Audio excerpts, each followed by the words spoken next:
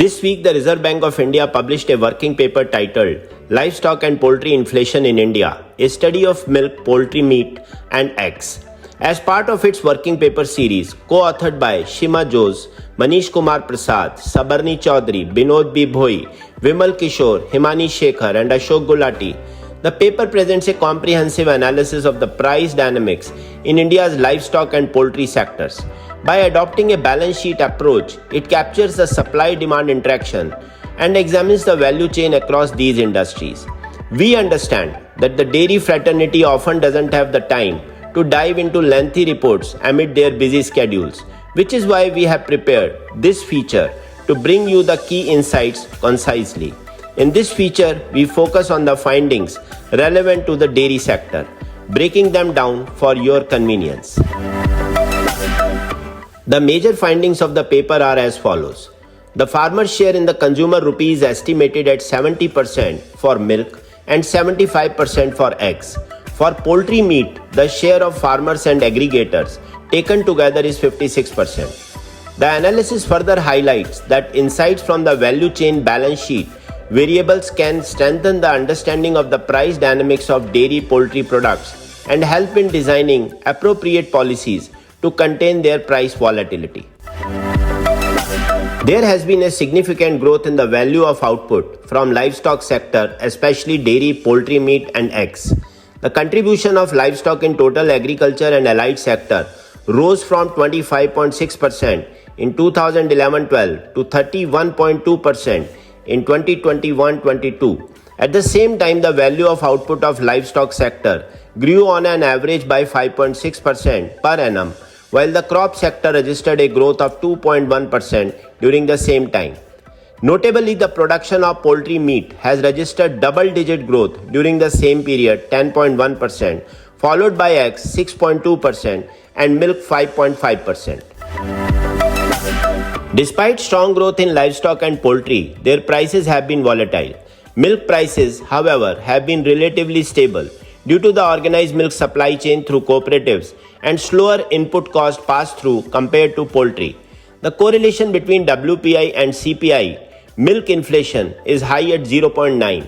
A structural break analysis of CPI milk inflation averaging 6.1% from January 12 to December 23 shows three phases. Phase 1, January 12 to December 2015. Average inflation of 9.5% driven by rising disposable income, high milk demand, global milk prices and feed cost. Phase 2, January 2016 to May 2019. Lower inflation of 3.2% due to negative WPI fodder inflation at minus 3.7%. Phase 3, June 19 to December 23.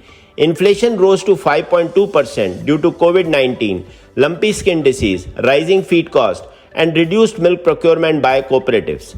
Underfeeding of cattle during the pandemic further lowered productivity, contributing to price hikes. During April to November 22, India exported 16,206 tons of milk fat, reducing domestic supply and adding to inflation. CPI milk inflation is largely driven by the trend component, with post-pandemic inflation rising due to increased trend inflation. Milk prices typically rise from April to July due to seasonal trends, but they do not fall back to base levels, showing downward price rigidity. To analyze price changes more accurately, momentum month on month is examined separately for the lean season, February to August, and flush season, September to January. Historically, price momentum is higher during the lean season. However, after COVID-19, the flush season showed similar or higher momentum, except in 2021 and 23-24.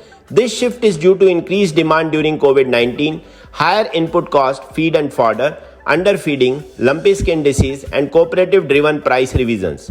Excess stock exports by cooperatives further contributed to the shift. This momentum analysis offers a deeper understanding of seasonal price variations and market dynamics.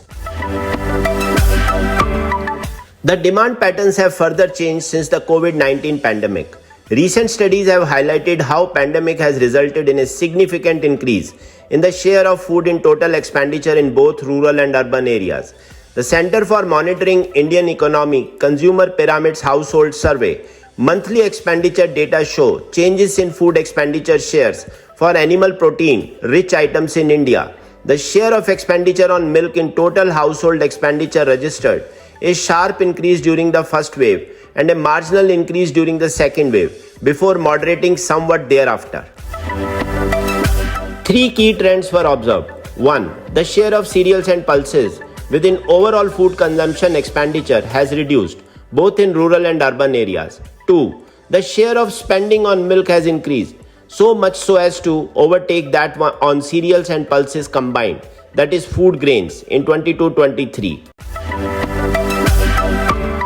And 3. The same goes for fruits and vegetables, foods high in micronutrients.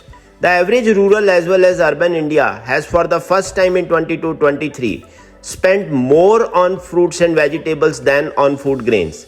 The spending on vegetables alone exceeded that on cereals and likewise for fruits vis-a-vis pulses.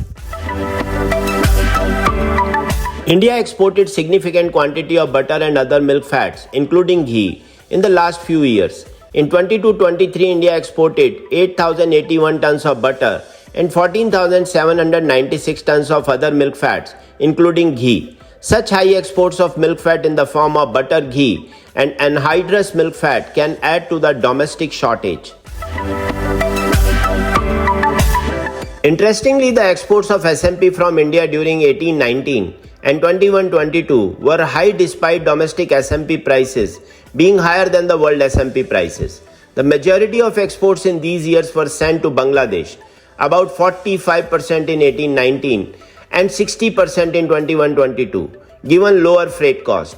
India's competitiveness in the SMP market requires making the dairy value chain efficient and reducing the production costs. Green fodder is essential for cattle health and yield, but due to low availability in many areas, it is often replaced by dry fodder, with farmers increasing concentrate feed. The amount of concentrate feed requires 1 kg for cows and 1.5 kg for buffaloes just for maintenance, and additional concentrate is needed for lactating and pregnant animals. ICAR's Vision 2050 reports highlights a 35.66% deficit in green fodder, 10.95% in dry fodder, and 44% in concentrate feed in 12-13. By 2050, deficits are projected at 18.4% for green fodder and 13.2% for dry fodder. Fodder supply must grow at 1.69% annually to meet rising demand. High inflation in fodder and feed cost has led to multiple milk price hikes by brands like Amul in 22, with rice bran extract inflation at 27%, Gola feed at 8.6%, and fodder at 30.6%. For this study, researchers have taken into account major dairy cooperatives based in Gujarat and Maharashtra. In terms of the realization of the consumer's rupee by the farmers, the cooperatives are the most efficient as they transfer about 70% of consumer rupee earned from selling liquid milk to the retail consumers. This makes the dairy value chain of cooperatives more inclusive. However, the markup kept by Maharashtra cooperative sector was found to be at 2%, Maharashtra private sector at 4%, and highest markup was with leading cooperative from Gujarat at 7%.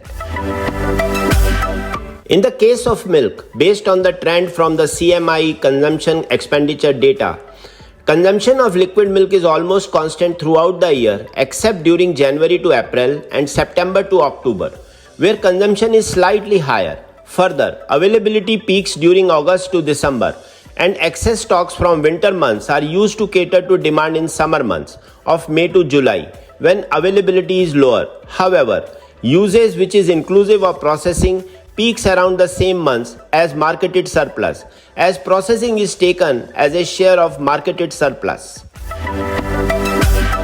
Key policy suggestions emerging from this working paper for milk industry improvement are as follows. First, improve value chain efficiency. For this, establish more bulk milk chilling or BMC centers to boost procurement. Upgrade or build new dairy plants and small processing units in the cooperative sector. Strengthen milk flow through insulated rail containers and milk dispensing machines. Second, rationalize trade policy. Adjust tariffs on SMP at 60% and butter at 40% to reduce price pressures. Allow NDDB and cooperatives to import SMP and milk fat for buffer stocks. Place SMP and butter under Open General License OGL for controlled imports. And allow cattle, buffalo, germplasm imports for crossbreeding to increase productivity. Third, increase fodder productivity and create feed bank. Build feed banks by procuring, storing feed to control inflation. Utilize barren lands for low water grasses to address fodder shortages. Invest in genetically modified forage seeds to boost fodder productivity. Fourth, integrated animal health plan. Promote artificial insemination for crossbreeds to increase yield. Encourage private sector in setting up modern testing facilities. Establish rapid response medical boards for disease outbreaks. Fifth, technology integration. Develop insulated rail containers for milk transport. Build infrastructure to store processed products like SMP and butter to align prices with international markets. So finally, these steps can significantly enhance the operational efficiency and stability of India's dairy sector. Jai Hind.